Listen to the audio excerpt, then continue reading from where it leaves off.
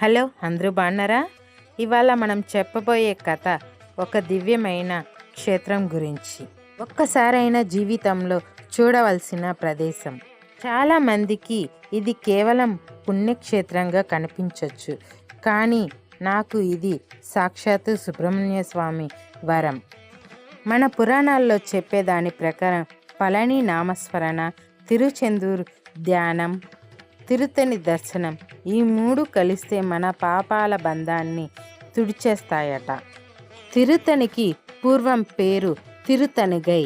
తిరుతనిగై అంటే తనిగిపోయే గిరి అంటే ఏమిటి? మన బాధలు, మన ఆందోళనలు ఇక్కడికి రాగానే తరిగిపోతాయని అర్థం. ఇక్కడ కేవలం మెట్లు ఎక్కే పర్వతం కాదు, మన ఆత్మకు శాంతి ఇచ్చే దైవ శిఖరం. ఇక్కడ ఉన్న సుబ్రహ్మణ్య స్వామికి ఇంద్రుడే స్వయంగా గంధపు చందనం తెచ్చాడట. స్వర్గం నుండి ఈ చందనాన్ని సంవత్సరంలో ఒక్కరోజే స్వామికి అలంకరిస్తారు. ఇది మామూలు సంగతేమీ కాదు. ఇంతటి ప్రత్యేకత ఉన్న స్థలాన్ని పరిచయం చేసింది ఎవరో కాదు, సుబ్రహ్మణ్య స్వామే. ఇక్కడి మెట్లు 365 మెట్లు. ఒక్కొక్క మెట్టు ఒక్కొక్క రోజు.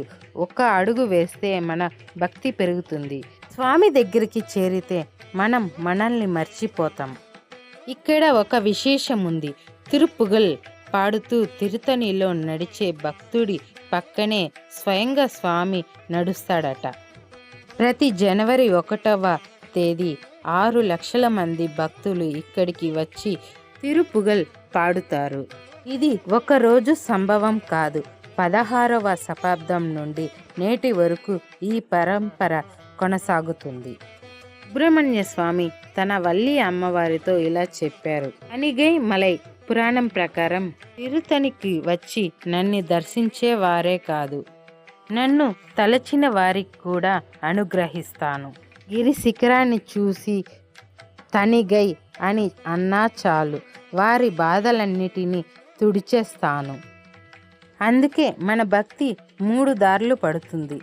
పళని నామస్మరణ, తిరుచెందూర్ ధ్యానం, తలిగై ప్రత్యక్ష దర్శనం. ఇది 3 త్రిపాక్షిక భక్తి.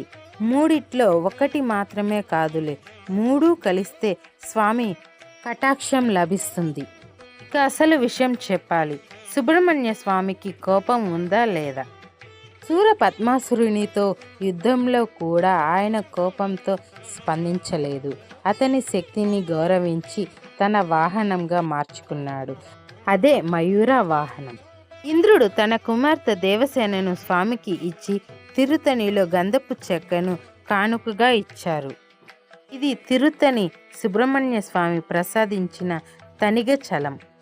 ఈ ఆలయం ఉదయం 6 గంటల నుండి రాత్రి 8:45 వరకు నిరంతరం అందుబాటులో ఉంటుంది. పండుగల రోజుల్లో ఆలయం మరింత సేపు తెరిచి ఉంటుంది. దినసరి పూజా సమయాలు: విశ్వరూప పూజ ఉదయం 5:45కి, కాలసంధి పూజ ఉదయం 8 గంటలకి, ఉచ్చికాల పూజ మధ్యాహ్నం 12 గంటలకి, సాయంకాలం పూజ సాయంత్రం 5 గంటలకి, అర్ధజామ పూజ రాత్రి 8 గంటలకి, మళ్ళీ అరై పూజ రాత్రి 8:45. అభిషేక సమయాలు: ఉదయం 8 గంటలకి, మధ్యాహ్నం 12 గంటలకి, సాయంత్రం 5 గంటలకి. టికెట్ ధర 1500. ఇద్దరికి అనుమతి ఉంటుంది. అభిషేక సమయం 30 నుంచి 40 నిమిషాలు. టికెట్స్ ఆలయం కౌంటర్లో లభిస్తాయి. సామాన్య దర్శనం ఉచితం.